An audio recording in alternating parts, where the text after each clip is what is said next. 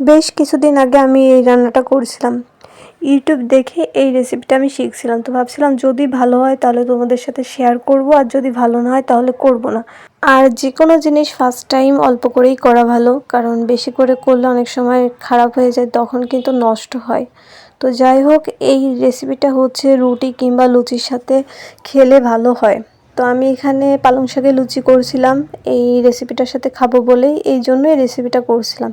তো যাই হোক, প্রথমে আমি সয়াবিন তেল গরম করে ওর ভেতরে আমি কিছু সবজি দিছিলাম, যেরকম পাতা সিম, তারপর সাদা মূলা, ফুলকপি, ঢেঁড়স মানে ভেন্ডি, পটল, তারপর হচ্ছে আলুটা দেওয়া যায় কিন্তু আমি এখানে আলুটা দেইনি, জলপাই দিয়েছিলাম। তো সেক্ষেত্রে যদি আলুটা দেওয়া হয় আলুটা আগেই ভেজে নিতে হবে, আর আমি এখানে ফুলকপিটা আগে ভেজে নিয়েছিলাম, কারণ ফুলকপিতে একটা গন্ধ থাকে। অন্যান্য তরকারিতে জল কাটে, আর জলপাই কিন্তু আলু সিটি হয়ে যায়, এই জন্য আলু আর ফুলকপিটা আগেই ভেজে নেওয়া উচিত। তো আমি তো আলুটা দেইনি, ফুলকপি একটু আগে থেকে ভেজে নিয়েছিলাম। তারপর পরিমাণ মতো লবণ দিয়ে আমি হালকা করে এই সবজিগুলো ভেজে নিলাম। তো এখানে কিন্তু অন্যান্য সবজিও ইউজ করা যাবে, আমার ঘরে যেগুলো ছিল আমি সেগুলোই দিয়েছি। আর এই রেসিপিটা যেহেতু আমি ইউটিউব দেখেই করছি, তো ইউটিউবে যেরকম বলা হয়েছে আমি ঠিক সেরকমভাবেই করছি, এর বাইরে নিজে থেকে কোনো কিছুই করিনি। তো ওরা কিন্তু পেঁয়াজ রসুন এতে ইউজ করেনি, তো তাই আমিও হচ্ছে এখানে কোনো পেঁয়াজ রসুন অ্যাড করিনি, কারণ ওরা যেভাবে করছে আমিও ঠিক সেভাবে করেই দেখতে চাচ্ছিলাম রেসিপিটা ঠিক কীরকম হয় খেতে। এখানে আমি হলুদটা দিয়ে দেই, হলুদটা দিয়ে দেওয়ার পর আরও জল কেটে যায়। তো কিছু কিছু সবজিতে এমনিতেই জল কাটে, তারপর হলুদ দিলে আরও বেশি জল কেটে যায়। তো আমি এখানে হলুদটা দেওয়ার পর যেহেতু আগেই সবজিটা ভাজা হয়ে গেছিলো, এর জন্য কোনো প্রবলেম হয়নি। তারপর আমি একটু আদা বাটা দিয়ে দিছিলাম। তো আদা বাটা দিয়ে দেওয়ার পর কাঁচা গন্ধটা দূর হলো, তারপর জিরা বাটা, ধনিয়া বাটার পেস্টও দিয়ে দিলাম।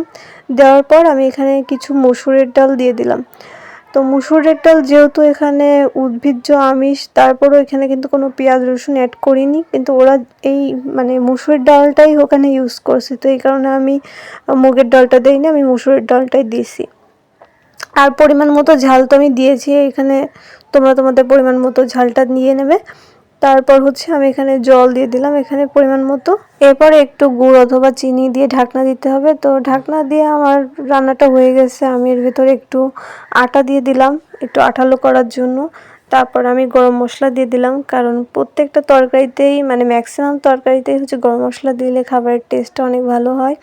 আর ঘি, তো ঘিটা ছিল না, আমি এখানে গরম মশলা দিলাম। তো আমার এখানে রান্নাটা শেষ, আমি এবার সার্ভ করব।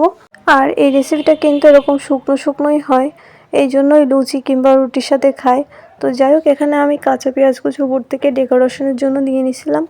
আর আমার কাছে কিন্তু এই রান্নাটা খারাপ লাগেনি, মানে এই রেসিপিটা যথেষ্ট ভালো ছিল। তো তোমরা ট্রাই করে দেখতে পারো। আর এখানে আমি পাতাকপি করছিলাম বাবার জন্য, কারণ পাতাকপি দিয়েও কিন্তু লুচি খেতে দারুণ লাগে। তো যাই হোক, আজকে ভিডিওটা এ পর্যন্তই। সবাই ভালো থেকো।